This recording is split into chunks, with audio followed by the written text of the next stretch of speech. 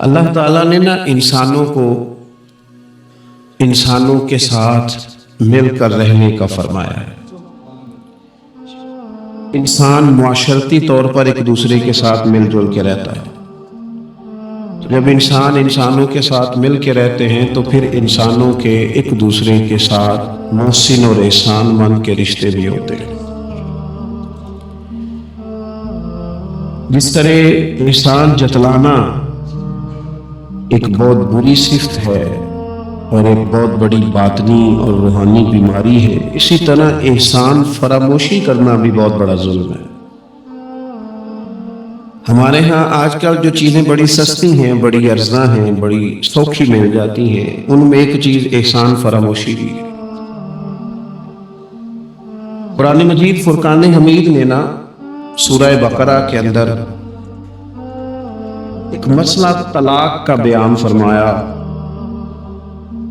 کہ اگر کوئی خالی نکاح ہوا ہو اور طلاق دے دے اپنی بیوی کو تو وہ حق محب کا کیا معاملہ کرے۔ طلاق ہو رہی ہے، طلاق بات طلاق کی، میاں بیوی کے جدا ہونے کی بات آ گئی تو اس مقام پر اللہ تعالیٰ نے قرآن مجید میں میاں بیوی کو کیا کہا؟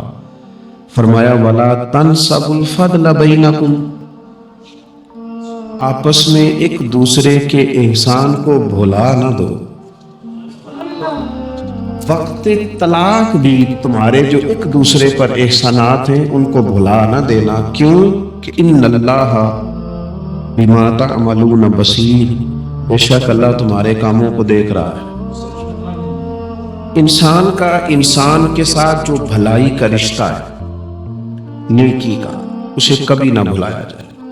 اور قرآن مجید نے کہا حل جزاء الاحسان الا الاحسان، کیا ہے بھلا نیکی کا بدلہ مگر نیکی۔ احسان کا بدلہ صرف احسان۔ ہم نہ احسان مندی نہیں کرتے، مزاج نہیں پیدا کرتے۔ اچھا کبھی احسان مانتے بھی ہیں تو کسی نے جو ایک دو احسان کر دیے ہیں نا اس کا مانتے ہیں، اور ہمارے جو قریبی ہیں جو اپنے ہیں جن کے احسان گنے نہیں جا سکتے، شمار نہیں کیے جا سکتے، ہم پر سب سے زیادہ احسان ہمارے رب کریم کا ہے۔ اس نے ہمیں پیدا کیا ہے، اس نے ہمیں زندگی دی ہے، وہ ہمیں رزق دیتا ہے، اس نے ہمیں شعور دیا ہے، اور پھر اس کے بعد ہمارے اوپر سب سے بڑھ کر احسان ہمارے رسول پاک کا ہے صلی اللہ علیہ وسلم۔ وجود کا تو وجود ہی پورا اللہ کا احسان ہے۔ لقد من اللہ علی المؤمنین اذ بعث فیہم رسولا، رب کہتا ہے میں نے تم پر احسان کیا ہے کہ میں نے تمہیں اپنا رسول عطا فرمایا ہے۔ حضور کا سارا وجود ہی ہمارے اوپر احسان، لیکن آپ دیکھ لیں اس احسان مندی کا جو خاص جذبہ ہونا چاہیے تھا اور ہمارے وجود میں اس کے جو اثرات ہونے چاہیے تھے اور ہماری طبیعت جس طرح جھکی ہوئی ہونی چاہیے تھی اس احسان پر، وہ ہمارا مزاج نہیں بنتا الا ماشاءاللہ۔ اللہ تعالیٰ کے احسانات ہیں، نبی پاک کے احسانات ہیں، پھر علماء، مشائخ، قرآن مجید کے تراجم، تفاسیر، احادیث کی شروحات لکھنے والے، ہمیں سمجھانے والے، جو ہمیں اللہ رسول سے جوڑتے ہیں، جو ہمیں وہ رستہ دکھاتے ہیں، ان لوگوں کے احسانات، ہمارے اساتذہ کے احسانات، اور دنیاوی احسانوں میں سب سے بڑھ کر جو ہمارے اوپر احسان ہے وہ ہمارے والدین کا ہے۔ اور قرآن مجید میں اللہ کریم نے فرمایا میرا بھی شکر ادا کرو اور اپنے ماں باپ کا بھی شکر ادا کرو، ان کا بھی شکریہ ادا۔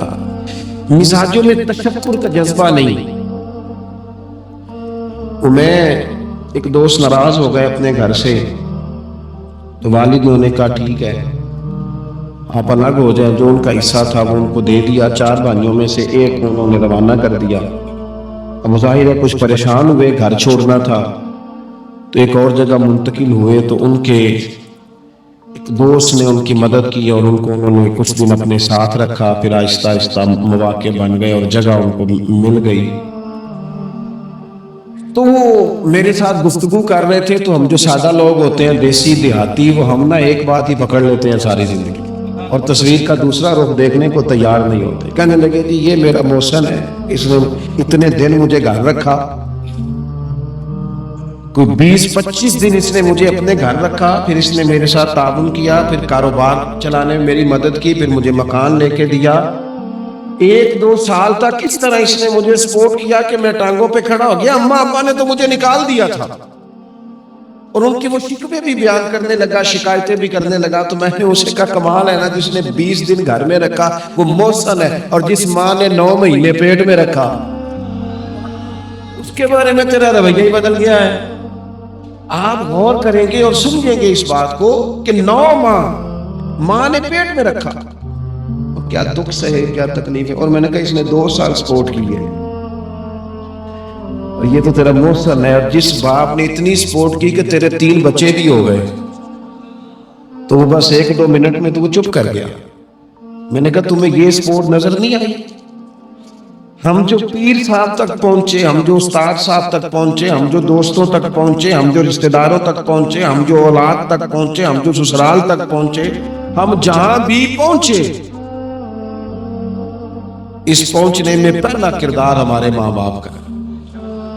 یہ پہلی درسگاہ ہے۔ میرے والد صاحب اپنا نام نہیں لکھنا جانتے تھے، میری اماں اپنا نام نہیں لکھ سکتی تھی، لیکن میں اپنے دوستوں سے کہتا ہوں کبھی مجھے موقع ملے تو 2 جلدوں میں کتاب لکھوں گا اپنے ماں باپ۔ میری والدہ کے بارے میں کوئی مجھ سے پوچھے کہ آپ کی اماں کیا ہے، تو میں کہوں گا میری اماں میرے لیے یونیورسٹی ہے، میری اماں میرے لیے اتھارٹی ہے، اس لیے کہ اس گود کے اندر بیٹھ کے جو سیکھا ہے وہ کہیں اور سیکھنے کو نہیں ملا۔ میرے والد صاحب میرے لیے اسکول آف تھاٹ ہے، میری سوچوں پر پہلا اثر ان کا ہے۔ مطلب وہ نئے نئے رنگ، نئے نئے انداز، نئی نئی چیزیں دیکھ کر پیچھے ہم ہر چیز بھولتے جاتے ہیں، اور نوے نوے نہ یار بنائیے۔ میں نہیں جی کو آکھنا اس لیے کہ میرا میاں صاحب سے یہ شکوہ ہے کہ تسی کمینہ ہی آگ چھڑے ہیں۔ یہ تو ثقیل لفظ ہے، صوفیاء ثقیل جملے استعمال نہیں کرتے، تو ثقیل ہے لفظ۔ یعنی آج کل بھی کسی کو کمینہ کہنا بڑا مشکل کام ہے نا، ورنہ نالائق کہہ دے، بیوقوف کہہ دے، تھوڑا سا نا لفظ قابو میں، لیکن کمینہ کہنا۔ لیکن میاں صاحب کہتے ہیں نوے نوے نہ یار بنائیے امی وانگ۔ او بھائی تھوڑا سا نا اپنے ماں باپ کے لیے بازو بچھے ہوئے، محبت ہوئی ہو۔ اور یار میرے رسول پاک کریم محبوب علیہ السلام، معصوم آمنہ صلی اللہ تعالی علیہ وسلم، نبی پاک علیہ السلام نے نہ فرمایا جس نے لوگوں کا شکریہ ادا نہیں نہ کیا اس نے اللہ کا بھی کوئی نہیں کیا۔ اگر تو کسی کا احسان مند ہی نہیں، اگر تو کسی کا مشکور ہی نہیں، تو اللہ کا کیا شکر ادا کرے؟ حضور نے فرمایا جب کوئی تمہارے ساتھ نیکی کرے تو بہترین بدلہ دینے کی کوشش کرو۔ وہ بابا بلے شاہ صاحب نے نا کتے کی وفاداری کا بیان فرمایا ہے، بڑی سمجھنے والی بات ہے۔ بابا صاحب کہتے ہیں کہ کتا جو ہے نا اس کے ہم مالک ہیں، تو ہمارا بھی تو کوئی مالک ہے نا۔ فرماتے ہیں ایک روٹی کتے کو ڈالتے ہیں، دوسری مانگے تو کئی دفعہ لوگ جوتا بھی مار دیتے ہیں، لیکن خود مالک جو ہے کتے کا وہ پنکھے کے نیچے، اے سی کے نیچے سویا ہے، اور کتا جا کے صبح کسی درخت کے نیچے سوتا ہے، اور ساری رات مالک سویا ہوا ہے، یہ پہرے داری کر رہا ہے، کسی کو بھی اس کے گھر میں آنے نہیں دے رہا۔ کہتے ہیں تو کتے کا مالک ہے تو تیرا بھی تو کوئی مالک ہے نا۔ تو راتی جاگے تے شیخ صداویں، راتی تے جاگ دے کتے تیتھوں کتے، مالک دا در مول نہ چھڑ دے۔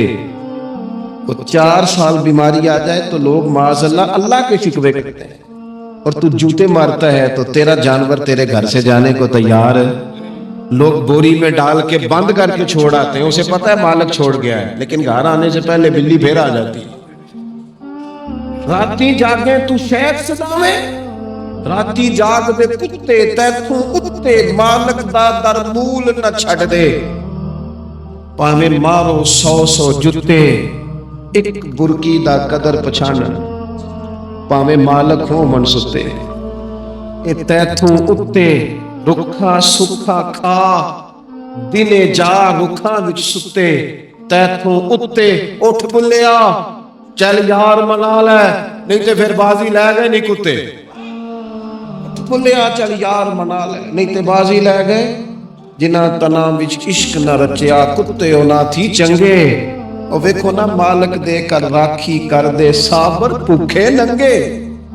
اپنی زندگی میں کچھ مزاج شکر والا. نبی پاک علیہ السلام نے فرمایا جو تم سے نیکی کرے اسے اچھا بدلہ دینے کی کوشش کرو. اور حضور فرمانے لگے اگر بدلہ دینے کی طاقت نہ ہو تو پھر اس کے لیے دعا کرو. اور اتنی کرو محسن کے لیے دعا کہ تمہیں یوں لگے کہ تم نے حق ادا کر دیا. پھر اس کے لیے دعا کرو اپنے محسنوں کا شکریہ. اور یارو میرے نبی پر کوئی احسان نہیں کر سکتا لیکن میرے رسول پاک صلی اللہ علیہ وسلم سے جس نے تھوڑی سی بھی محبت کی نا. مدینے والے لینے گئے میرے نبی پاک کو ہجرت سے پہلے. تو حضور کے چچا حضرت عباس رضی اللہ تعالیٰ عنہ حالانکہ ابھی کلمہ نہیں پڑھتے تھے, وہ کہنے لگے مدینے سے لینے آنے والوں, نبی پاک یہاں بڑے معزز ہیں, ان کا بڑا اعزاز ہے, اگر تم محبوب کی حفاظت کر سکتے ہو تو پھر لے کے جانا. تو اہل مدینہ نے کہا کہ آپ ایک دفعہ بھیجیں تو صحیح, ہم تو اپنے اہل خانہ سے بڑھ کر حفاظت کریں گے. یہ باتیں ہو رہی ہیں. ایک انصاری کے حضرت ابو الحیثم اٹھ کے نا حضور کے قریب گئے, کہنے لگے یا رسول اللہ ایک بات کر لوں. حضور نے فرمایا کر لو. عرض کی حضور ہمارے جن سے بھی تعلقات ہیں ہم سب سے بگاڑ دیں گے. حضور ہم صرف اور صرف آپ کی غلامی کریں گے, لیکن ایک ہلکا سا ڈر ہے, اگر اجازت ہو تو عرض کر لوں. حضور نے فرمایا کرو. عرض کرنے لگے یا رسول اللہ کل کو اگر آپ کو غلبہ ملے اور اللہ کے فضل سے ملے گا تو پھر ایسا نہ ہو کہ آپ اپنی قوم کی طرف لوٹ آئیں تو پھر ہم سے یہ فراق یہ بچھوڑا سا نہیں جائے گا.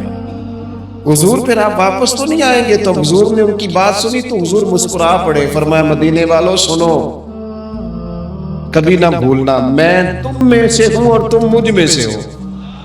چھوڑ کے کیوں؟ ہمارے ایک بزرگ سے کسی نے کہا تھا او تم لوگ مدینے زیادہ رہتے ہو, حالانکہ نبی پاک نے تو مکے میں زیادہ وقت گزارا ہے. 63 سالہ عمر مبارک میں سے 53 سال مکے میں گزارے, مدینہ طیبہ میں تو صرف 10 سال گزارے اور تمہارا وقت مدینہ کرتے ہو. وہ کہنے لگے جا کے اپنا کیلکولیٹر ٹھیک کر, تیرا یہ فلسفہ بھی ٹھیک نہیں. نبی پاک نے مکے میں 53 سال گزارے ہیں اور مدینے میں قیامت تک کے لیے ڈیرا لگایا ہے. جا کے کیلکولیشن ٹھیک کر. حضور نے فرمایا رہنا بھی یہاں ہے, دفن بھی یہاں ہونا ہے, قیامت میں اٹھوں گا تو میری قبر بھی مدینہ سے کھلے گی. مدینے والوں نے نا ایک دفعہ پھر ایک موقع آیا, مکہ فتح ہو گیا. تو فتح مکہ کے بعد نا ایک جنگ تھی, اس جنگ میں نا کچھ مال غنیمت آیا. تو نبی پاک علیہ السلام نے وہ مال غنیمت, یہ ایک مؤلفۃ القلوب قرآن پاک کی اصطلاح ہے, تالیف قلب کے لیے مال دینا. تو مکے کے لوگ جب مسلمان زیادہ ہوئے تھے, نئے ہوئے تھے, حضور نے مال زیادہ دیا, صحیح حدیث میں موجود ہے, زیادہ مال ذرا محبوب نے ان لوگوں کو دیا. تو ایک دو نوجوان انصار مدینہ میں سے کہنے لگے ابھی تو ہماری تلواروں سے اہل قریش کا خون ٹپک رہا ہے اور مال انہیں زیادہ مل گیا. حضور نے خیمے میں اہل مدینہ کو جمع فرمایا تم نے یہ بات کی ہے؟ سچ بولنے والے لوگ تھے. عرض کی حضور ایک دو جوانوں کے منہ سے نکلی ہے. نبی پاک علیہ السلام نے فرمایا تم یہ کہہ سکتے ہو کہ یا رسول اللہ ان لوگوں نے تو آپ کو تکلیف دی تھی, ہم نے غلامی کی تھی. تم اگر کہو تو تم سچے ہو اس بات میں کہ یا رسول اللہ انہوں نے تو آپ کو نکلنے پہ مجبور کیا, ہم تھے جنہوں نے بازو کھولتے. کہو تم یہ بات. تڑپ گئے اہل مدینہ. عرض کی حضور نہیں, ہم تو اندھیروں میں تھے, آپ کی برکت سے اللہ نے ہدایت کا نور عطا کیا. یا رسول اللہ صلی اللہ تعالی علیہ وسلم آپ کے ذریعے اللہ نے ہمیں اپنی پہچان عطا کی, قرآن عطا فرمایا, یہ ساری نعمتیں آپ کے صدقے ملی. پتہ ہے حضور نے اہل مدینہ کی وفاؤں کا کس طرح ذکر فرمایا مدینے والوں اگر ہجرت کا موقع نہ ہوتا, رب نے ہجرت نہ رکھی ہوتی تو میں تو انصار مدینہ میں سے ہوتا. حضور فرمانے لگے اگر لوگ چلیں مختلف وادیوں میں تو مدینے والوں جس وادی میں تم چلو گے میں بھی اسی وادی میں چلوں گا. اور حضور نے فرمایا میرے مدینے والوں سے, انصار مدینہ سے صرف مومن ہی محبت کرے گا, اور ان سے جو بغض رکھے گا وہ منافق ہوگا, کیونکہ ان کی وفاؤں کا صلہ ہے کہ رسول پاک نے انہیں عزتیں عطا فرمائی.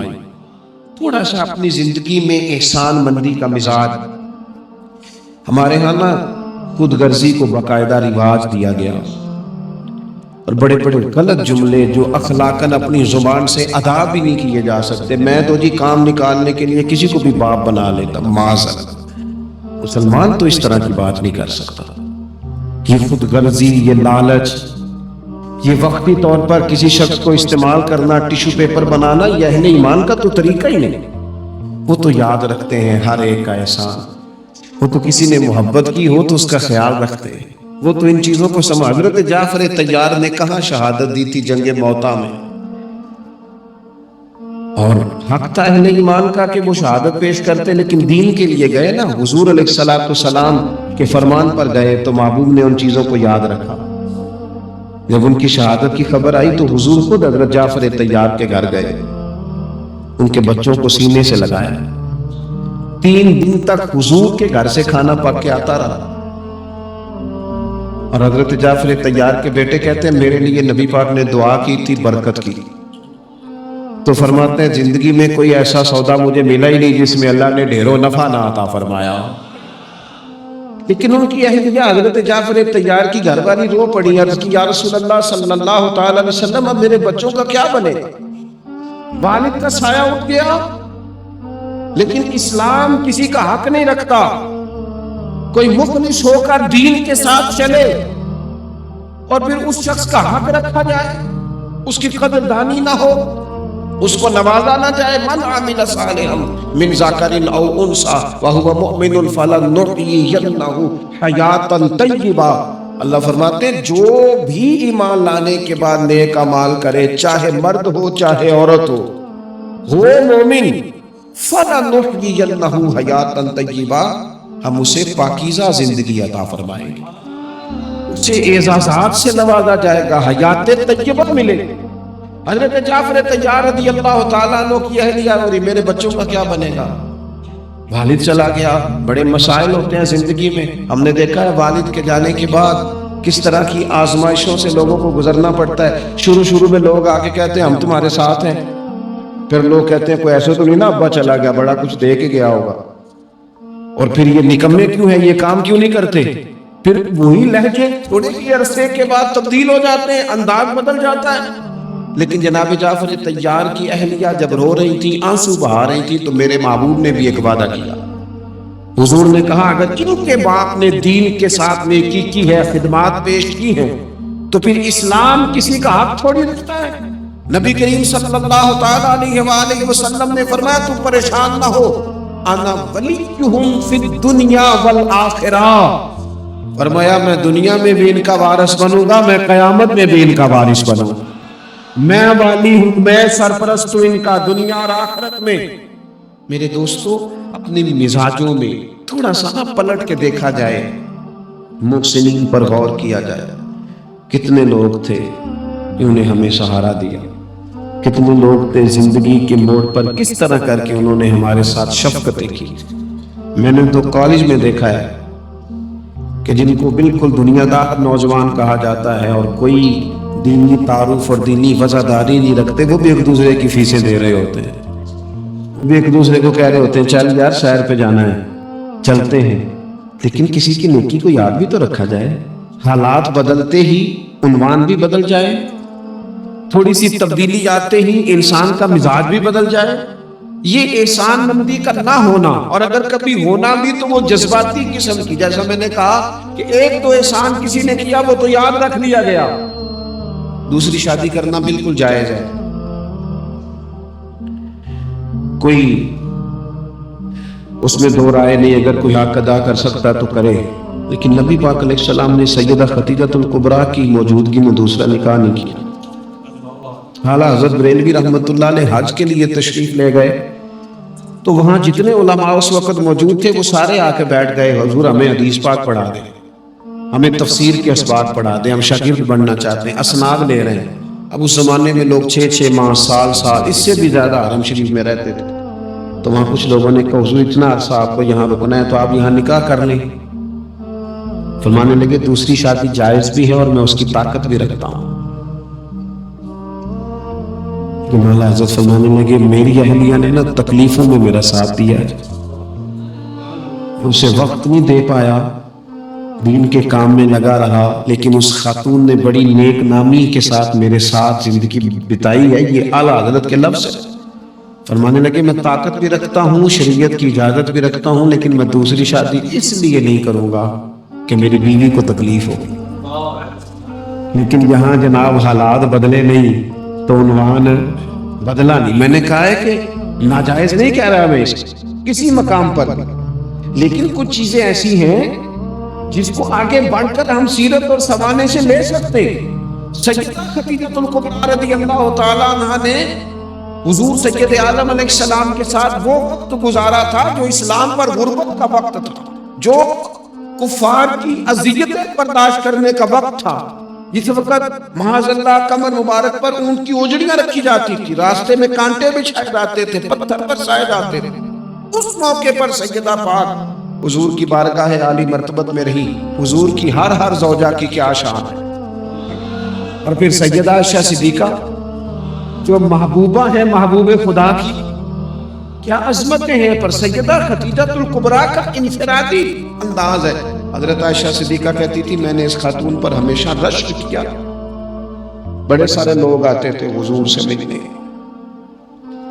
لیکن دروازے پر ایک خاتون بولی، جناب حالہ بنت خولد، دروازے پر خاتون بولی، اجازت مانگی السلام علیکم کے بعد میں آ جاؤں؟ تو سیدہ عائشہ صدیقہ فرماتی ہے محبوب نے جھٹ سے چہرہ مبارک اٹھایا، فرمایا یہ تو حالہ کی آواز ہے، یہ تو خدیجہ کی بہن ہے۔ دیکھو کتنی آواز ملتی ہے، خدیجہ کی بہن ہے، حالہ کی، جلدی سے بلاؤ۔ کہتے وہ آ گئی، بیٹھی، چلی گئی۔ میں نے عرض کی حضور اللہ تعالیٰ نے آپ کو بڑی بہتر ازواج دی ہیں، پر اس خاتون کا بڑا ذکر کرتے ہیں۔ تو سیدہ کہتی ہیں دیکھتے دیکھتے ہی حضور کے آنسو چھلکے، دیکھتے دیکھتے ہی رخساروں سے نور بری لڑی مبارک داڑھی کے قریب آنے لگی۔ محبوب فرمانے لگے جب لوگوں نے میرا حوصلہ توڑا تو عائشہ خدیجہ نے مجھے حوصلہ دیا۔ کہا لوگوں نے میرا انکار کیا، وہ مجھ پر ایمان لائیں، لوگوں نے مجھے جھٹلایا، انہوں نے میری تصدیق کی۔ اور پھر کہا اللہ نے مجھے جو اولاد دی وہ بھی خدیجہ الکبریٰ کے بدن سے دی۔ وَلَا تَنْسَبُوا الْفَضْلَ بَيْنَكُمْ، آپس میں ایک دوسرے کے احسان بھلا نہ دو۔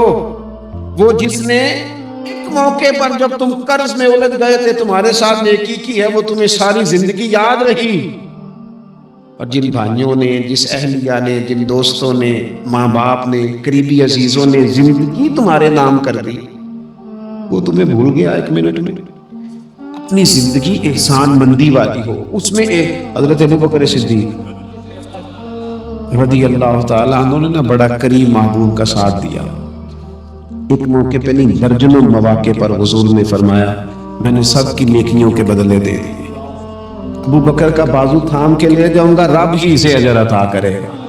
حضرت صدیق اکبر رضی اللہ تعالیٰ عنہ کی ان باتوں کو میرے قریب نے ہمیشہ، بلکہ حضرت عمر کہتے ہیں میری اور جناب صدیق اکبر کی کسی بات میں شکر رنجی ہو گئی، اور جناب صدیق حضور کے پاس چلے گئے اور جا کر کے عرض کیا کہ یا رسول اللہ صلی اللہ تعالیٰ علیہ وآلہ وسلم یہ معاملہ ہو گیا ہے۔ حضرت سیدنا ابو بکر صدیق کی بات سن کے حضور خاموش ہو گئے۔ حضرت صدیق نے عرض کی حضور میں نے کہا بھی تھا، عرض بھی کی تھی، لیکن عمر فاروق مانے نہیں، کہ اگر کوئی بھائی معذرت کرے تو اس کی قبول کر لینی چاہیے۔ ہمارے ہاں نا احساس ہونے پر منتیں کرتے دیکھے ہیں میں نے بھائی، اپنے بچوں سمیت آ کے بیٹھے دیکھے ہیں، چار یار غلطی ہو گئی تھی۔ وہ بندہ جس کی روزانہ لاکھوں غلطیاں رب معاف کرتا ہے، وہ کسی کی ایک خطا بھی معاف کرنے کو تیار نہیں ہے۔ شادی کا موقع ہے، منانے کے لیے جا رہے ہیں رشتہ دار، کہتے ہیں آج ہی تو ٹائم آیا ناراض ہونے کا، اور تیار ہی نہیں ہے، راضی نہیں ہوتے۔ یہ حدیث یاد رکھ لینا، نبی پاک علیہ الصلوۃ والسلام نے فرمایا جس کا بھائی اس کے پاس معذرت لایا، معافی مانگنے آیا اور اس نے معاف نہ کیا، محبوب فرماتے میرے حوض کوثر پہ نہ آئے، یہاں نہ آئے۔ تیرا بھائی ہاں کوئی عقیدے کا مسئلہ تھا، کوئی شرعی معاملہ تھا تو بات اور تھی، ذات کے لیے بت بنا کے رکھے ساری زندگی، اور معافی دینے کو ہم تیار نہ ہوئے، احساس ہی نہیں پیدا کیا کہ وہ جو آ گیا ہے وہ تو اب آ گیا، अब हमें गुजर का हुक्म था। हजरत अबू बकर सिद्दीक रज़ी अल्लाह ताला अन्हु ने माजरत चाहिए, लेकिन जनाब उमर के मिजाज में जलाल था, वो नाराज है।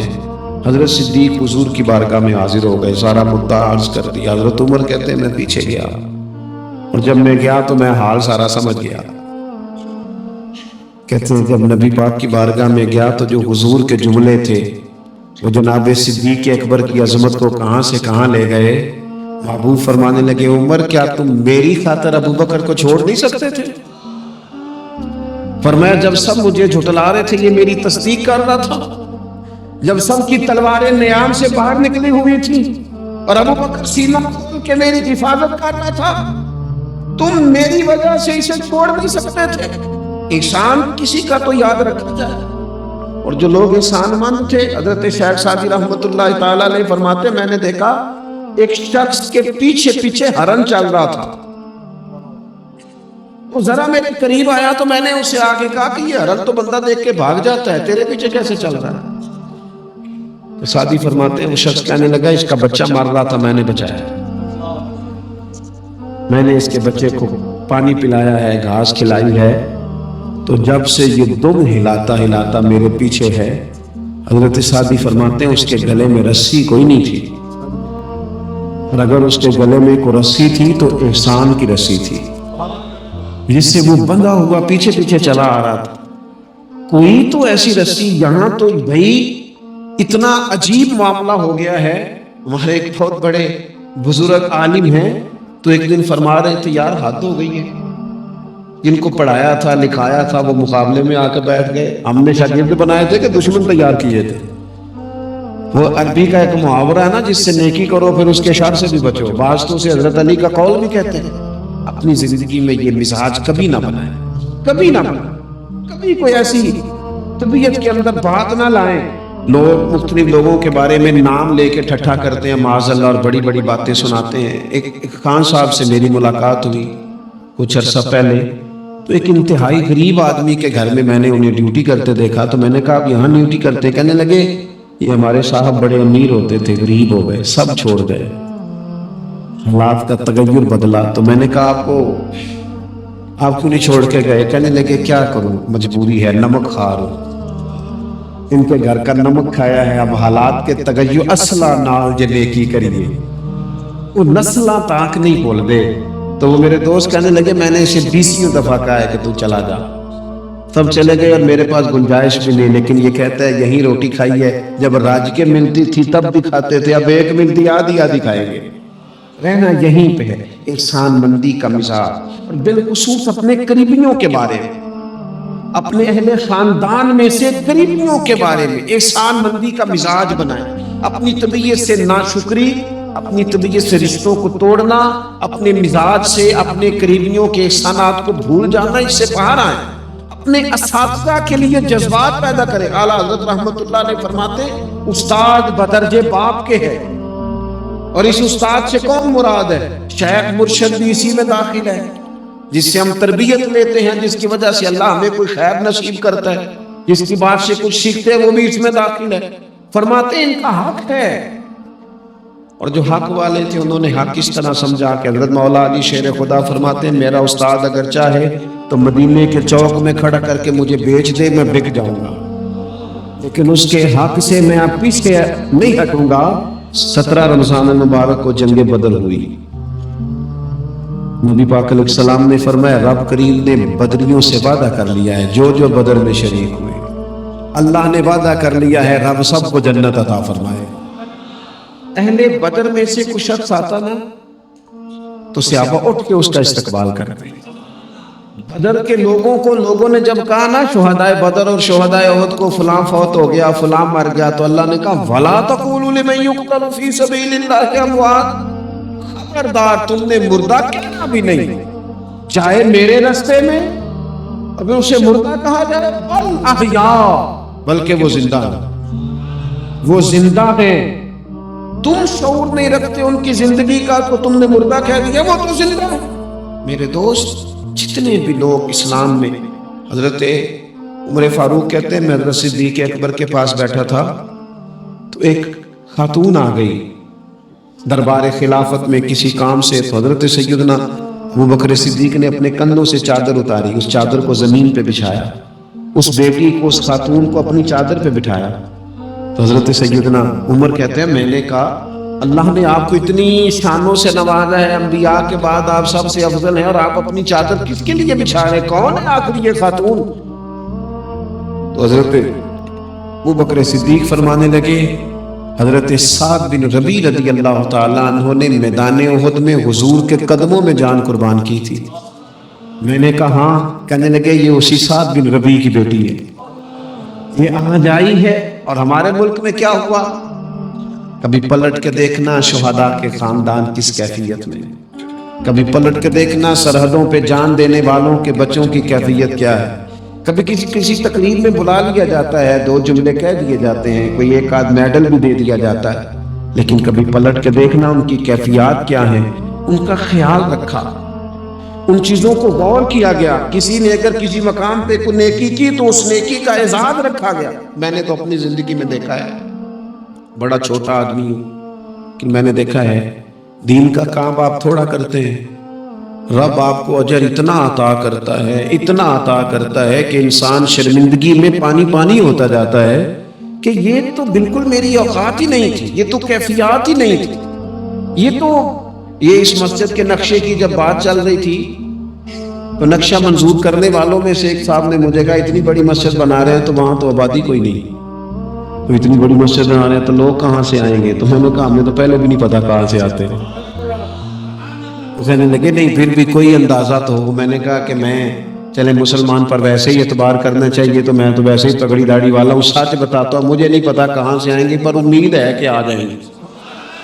آپ جو آ رہے ہیں وہ مجھے صرف ایک ہی بات کہہ رہے ہیں تہاڈی جگہ تھوڑی جگہ ذرا بتا لو۔ میں نے کہا ذرا ٹھہر جاؤ، جو چیزیں ہو رہی ہیں ان کو ذرا مینج کر لیں۔ دیکھو اللہ تبارک و تعالی، اللہ کا رسول، دین کسی کا قرض نہیں رکھتا۔ ہمارے مخلص ہونے میں دیر ہوتی ہے، ہم جلدی شکوہ کرتے ہیں اپنی زبان پہ، اللہ تعالیٰ ہمیں معاف فرمائے۔ بعض اوقات نہ چاہتے ہوئے کچھ ایسی باتیں آ جاتی ہیں جن میں بعد میں شرمندہ ہوتی ہیں، یار یہ جملہ کیوں کہا؟ دین تو بڑا اعزاز دینے والا۔ اپنے محسنوں کا شکریہ ادا کریں۔ آپ یقین کریں میں نے زندگی میں ایسے اساتذہ دیکھے جن کا مقصود تنخواہ لینا نہیں تھا، پڑھانا تھا، اور انہوں نے جیب سے خرچ دے کے بچوں کو پڑھایا، دل لگایا، جدوجہد کی۔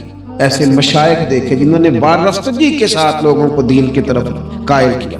اب نہ زمانے میں تکلف پیدا ہو رہا ہے، اب طبیعتیں احسان مند نہیں رہی۔ بچے اپنے ماں باپ سے جب یہ کہیں کہ آپ نے ہمارے لیے کیا کیا ہے، اور جب شاگرد اٹھ کے اپنے استاد سے کہیں کہ اگر پڑھایا ہے تو فیس نہیں لی، مفت پڑھایا ہے۔ اگر کوئی بیوی اٹھ کے اپنے خامد سے کہہ دے، نبی پاک علیہ السلام نے فرمایا، بخاری میں موجود ہے، کہ ساری زندگی تم عورت کے ساتھ نیکی کرتے ہو لیکن تمہارا ایک عیب دیکھتی ہے تو وہ کہتی ہے میں نے تو کبھی تم میں کوئی بھلائی دیکھی نہیں، یہاں تو سکھ پایا ہی نہیں۔ فرمایا اس بنیاد پر کثرت سے عورتیں دوزخ میں جائیں گی۔ اور اگر وہ خاتون جس نے سارے دکھ سکھ دھوپ چھاؤ خامد کے ساتھ گزاری، اگر خامد اسی کو اٹھ کے تانا زنی کرے، اس کے 2-1 کاموں کو بنیاد بنا کر کے یہ چیز نہیں ملی، یہ کپڑا وقت پہ استری ہوا نہیں ملا، اس کی زندگی کی ساری نیکیوں کو توڑ کے رکھ دے، یہاں تک کہ اس کے ماں باپ کے بارے میں بھی کمزور جملے کہے، تو اللہ کا قرآن کہتا ہے وَلَا تَنْسَبُوا الْفَضْلَ بَيْنَكُمْ، آپس میں ایک دوسرے کا احسان بھول نہ جایا کرو۔ تھوڑا سا احسان مند رہے، تھوڑا سا چیزوں کو سمجھے، تھوڑا غور کرے۔ اگر یہ مزاج میں بات پیدا ہو جائے تو زمانے میں قرار آئے گا، ہم ایک دوسرے کی قدر کا احساس ہوگا، مل کے رہنا ہم پسند کریں، ہمارے اندر وہ چیزیں آئیں گی۔ یہ ادارے بنتے ہیں، یہ چلتے ہیں، لوگ آتے ہیں، میرا ہی نام ہے، مجھے ہی لوگ جانتے ہیں، میرا ہی تعارف ہوتا ہے، لیکن میں تو ابھی آیا ہوں۔ جس نے یہاں میرے آنے سے پہلے صفیں بچھائی ہیں وہ بھی تو بڑا قیمتی آدمی ہے نا، جس نے جھاڑو دیا اس کی بھی تو بڑی بات ہے۔ جو میں چلا جاؤں گا اپنے معاملات میں، جہاں مجھے مزید سفر کرنے نکل جاؤں گا تو یہاں ڈیوٹی کریں گے، یہاں سے چیزیں اٹھائیں گے، ان کی بھی تو بڑی بات ہے۔ لیکن ہم احسان ماننے کو تیار، یعنی سو رہے ہیں سیٹ صاحب گاڑی میں، پیر صاحب، علامہ صاحب سو رہے ہیں، ڈرائیور گاڑی چلا رہا ہے، وہ سویا ہوا پتہ نہیں کتنی دیر ہو گئی، ایک ذرا جگہ کسی جگہ بریک لگ گئی تو آنکھ کھلتے کہتا ہے تیار نہ چلا، بھائی تو سویا ہوا تھا، اس کی نیکی سمجھ جس نے ساری رات تجھے صبر کرایا ہے اور یہاں تو تلخ ہو گیا صرف ایک بات پر۔ احسان مندی کا مزاج نہیں۔ مطعم بن عدی ایک سردار تھا قریش کا۔ یہ بات نا، یہ ایک میں پڑھتے پڑھتے میں بدر کو پڑھ رہا تھا دراصل، یہ ایک بات میں نے پڑھی تو یہ سارا عنوان ہی میں نے بدل دیا، میں نے کہا بات ہی اس پہ کر لوں۔ ایک شخص کا ذکر آیا بدر میں، مطعم بن عدی کا، کافر ہے، مسلمان نہیں ہوا، بدر میں اس کا ذکر آیا۔ ذرا دیکھیے ذکر کیسے آیا۔ نبی اکرم صلی اللہ تعالی علیہ وسلم جب طائف سے واپس آئے نا، تو جب کوئی شہر سے جاتا تھا واپس آتا تھا تو کسی کی پناہ میں آتا تھا تاکہ پھر اسے تکلیف نہ دے، اس دور کا رواج تھا۔ تو نبی پاک علیہ السلام جب واپس آئے تو کئی لوگوں سے بات کی گئی لیکن کوئی بھی آگے نہ بڑھا حضور کی حفاظت کے لیے۔ تو مطعم بن عدی اپنے 6 یا 7 بیٹوں کو لے کر اسلحے سمیت پوری شان و شوکت کے ساتھ نبی پاک کو لے کے آیا اور پھر حضور نے بیت اللہ شریف میں نماز پڑھی۔ وقت گزر گیا، ایک دور کی بات تھی، ایک بات تھی، وہ دور گزر گیا، اس کے بعد بڑے دور آئے، اللہ نے معراج عطا کی، حضور یہاں آ گئے مدینہ طیبہ میں، یہاں سینکڑوں لوگ مسلمان ہوئے، بدر میں اللہ نے فتح دی۔ جب بدر کے قیدیوں کی بات چل رہی تھی نا، یہ جو لوگ قیدی ہو کے ہیں انہیں کس طرح چھوڑنا ہے، تو بڑے بڑے سردار مکے کے تیار تھے سفارش کے لیے آنے کے لیے کہ ان قیدیوں کو چھوڑ دیا جائے۔ یہاں بھی مشورہ ہو رہا تھا کیا کرنا ہے، قتل کر دیا جائے ان کفار کو، یہ بھی مشورہ تھا، فدیہ لے کے چھوڑ دیا جائے، یہ بھی مشورہ تھا، بہت ساری چیزیں ابھی طے ہونی تھی۔ تو ان ساری باتوں کے بیچ اچانک کیفیت بدلی۔ صحابہ کہتے ہیں باتیں ہوتے ہوتے ایک نیا رخ بات نے اختیار کیا۔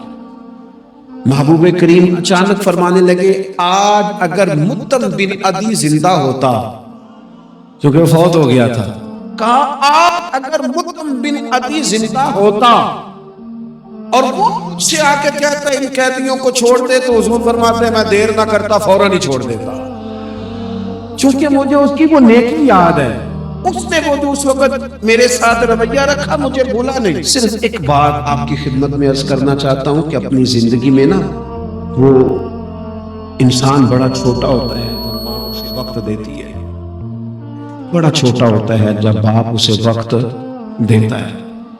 بڑے اساتذہ کے پاس بڑی کتابیں جب بندہ پڑھتا ہے وہ بھی بڑا وقت ہوتا ہے، لیکن جب اسے یہ اچھی طرح پہچان کرانی ہوتی ہے نا کہ یہ الف ہے، یہ با ہے، اور نہیں یہ تا ہے، آنکھیں کھول کے دیکھ، 2 نقطوں والا تا ہوتا ہے، یہ سا ہے، وہ بھی بڑے مشقت والے لوگ ہوتے ہیں، وہ بھی بڑی محنت کرتے ہیں، لیکن کیا کریں بھول جاتے ہیں لوگ، نہیں یاد رہتا۔ وہ جس کی بات سن کے اللہ نے دین کی توفیق دی، اس کی بات سن کے اس طرف مائل ہوئے، پھر ریسرچ کی اور پھر اسی کو ان پڑھ کہنا شروع کر دیا، پھر کہا کہ وہ توجہ تو اس نے دلائی تھی پر یہ بندہ ہی ٹھیک نہیں۔ یہ ہمارے ہاں عجیب ناشکری کا اور احسان فراموشی کا مزاج آیا ہے۔ ہمیں ہمارا دین کہتا ہے آپس میں ایک دوسرے کے احسانوں کو بھلانا نہ، اور نیکی کا بدلہ ہمیشہ نیکی رکھنا۔ حضور نے فرمایا شکریہ ادا نہ کر سکو تو محسن کے لیے دعا ضرور کرنا۔ اپنی زندگی، یہ جو لوگ احسان مند ہوتے ہیں نا، یہ بڑے نفیس لوگ ہوتے ہیں، یہ حدود کے اندر ہوتے ہیں، یہ بڑے باادب ہوتے ہیں، ان کی زندگی سلجھی ہوئی ہوتی ہے، ڈھلی ہوئی ہوتی ہے، یعنی یہ وہ لوگ ہوتے ہیں جن کا کوئی ہوتا ہے، یعنی ان کی کوئی سند ہوتی ہے، ان کے کوئی پیچھے ہوتا ہے، ان کی کوئی بہک ہوتی ہے، انہیں کوئی کہنے والا ہوتا ہے، ان کا کوئی استاد مرشد ہوتا ہے، انہوں نے کسی سے سیکھا ہوتا ہے، ان کی کوئی پشت ہوتی ہے، یعنی یہ وہ ہوتے ہیں جن کا کوئی ہوتا ہے۔ اور جو کہے کہ میں تو ساری محنت آپ ہی کی تھی، ابے بھی کچھ نہیں سی دیتا، پائی بھی چھٹ گئے سن، فلانا بھی تو بھائی او بھائی تو ڈھلا ہوا ہی نہیں ہے، ایسا آزاد بندہ، اس طرح کی کیفیات، یہ انداز درست نہیں ہے۔ اپنی زندگی کو احسان مند بنائیں۔ ہم بڑے لوگوں کے احسان مند ہیں، آپ یقین کریں کبھی سوچتے ہیں تو ڈھیر سارے لوگ ایسے ہیں جن کے بارے میں سوچتے ہیں یار تیرا شکریہ کیسے ادا کریں گے، کہاں سے وہ لفظ لائیں گے جن سے تیرے بڑے سارے زندگی میں لوگ ہوتے ہیں۔ بس اپنا مزاج احسان مندی والا بنائیں، نہ جزا دے سکیں اور نہ کوئی بدلہ دے سکیں تو دعا کے تو الفاظ ادا کیے جا سکتے ہیں۔ ایک ضروری بات آخر میں آپ سے یہ عرض کرنی ہے، یہ جو رمضان المبارک کا آخری عشرہ ہوتا ہے نا، یہ بڑا قیمتی ہے۔ میں پہلے بھی دوستوں سے عرض کرتا رہتا ہوں کہ ہم نا یہ آخری 10 دن اکثر بازاروں میں گھوم کے گزار دیتے ہیں، پہلے بھی ساری خریداری کی جا سکتی ہے۔ بخاری مسلم میں حدیث ہے، سیدہ عائشہ صدیقہ رضی اللہ تعالیٰ عنہ فرماتی ہیں آخری 10 دن جو رمضان کے ہوتے تھے حضور خود بھی بیدار ہوتے تھے، ہمیں بھی بیدار کرتے تھے۔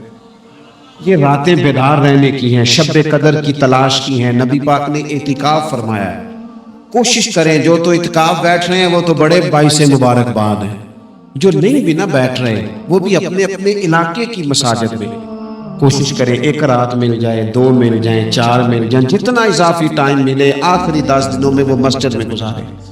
زیادہ سے زیادہ وقت قرآن پاک پڑھیں، استغفار پڑھیں، درود پاک پڑھیں، یہ 3 ہی وظیفے ہیں ان کے ساتھ۔ اور رات کا وقت کوشش کریں قیام میں گزرے، نوافل میں گزرے، جہاں جہاں بھی آپ اس کو ہم نے ضائع نہیں کرنا۔ یاد آتی ہے تو آنسو بھی نکلتے ہیں، دعا بھی نکلتی ہے۔ تھے کچھ لوگ پچھلے سال جو اس سال موجود نہیں ہیں، وقت تیزی سے گزر رہا ہے، تو یہ سعادتیں بڑی قیمتی ہیں، ان کو ضرور حاصل فرمائیں۔